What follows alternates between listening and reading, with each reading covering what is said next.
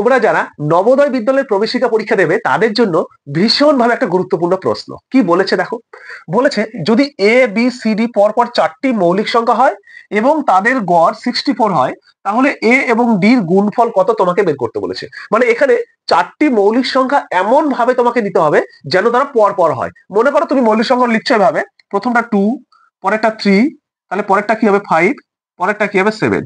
এইভাবে পরপর 4টি হতে হবে, কোনোটা যেন গ্যাপ না পড়ে, মানে মাঝে যেন কোনোটা ছাড়া না পড়ে। তুমি এটাকে এভাবেও লিখতে পারো। মনে করো 23 প্রথমটা লিখলে, তাহলে 23 পরে কি হবে 29 হবে, 29 এর পরে কি হবে 31 হবে, 31 এর পরে কি হবে 37। এইভাবে পরপর 4টি হতে হবে।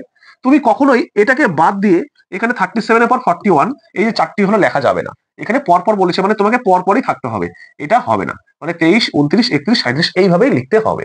তো আমরা এইভাবে লিখে গড় বের করবো, তারপরে কি আমি সমাধান করব? না, তা করবো না। আমরা কিভাবে করবো দেখো, আমাদের পরপর 4টি মৌলিক সংখ্যা বলে দিয়েছে। কি কি? একটা হচ্ছে এ, একটা হচ্ছে বি, একটা হচ্ছে সি, একটা হচ্ছে ডি। এই হলো 4টি মৌলিক সংখ্যা। এদের গড় কত হয় 64। আমরা তো সকলে জানি এটা, যে গড় মানে কি ঠিক মাঝখানে থাকবে এবং তার দুই দিকে সমান সংখ্যক সংখ্যা থাকবে। তাহলে এদের যদি গড় এইখানটাকে আমি নেই, এইখানটা, তাহলে কি হচ্ছে এই দিকেও দুটো থাকছে, এই দিকেও দুটো থাকছে, দুদিকে সমান হচ্ছে। তাহলে এইটা হচ্ছে 64 মানে গড়।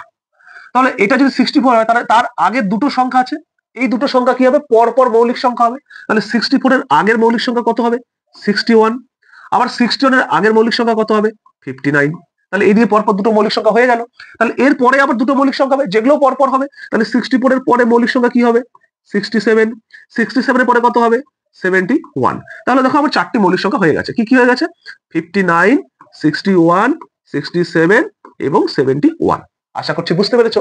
এবারে আমাকে বলেছে কি এ এবং ডির গুণফল, এ এবং ডি, এই যে এ এবং ডি, তাহলে এর ভ্যালু তো এটা, আবার ডি এর ভ্যালু এটা, পেয়ে গেছি। তাহলে আমরা বের করবো কি এ ইন্টু ডি সমান 59 ইন্টু 71। এটাকে মুখে মুখে করা যায় কি করে, ক্রস মাল্টিপ্লিকেশন করবে।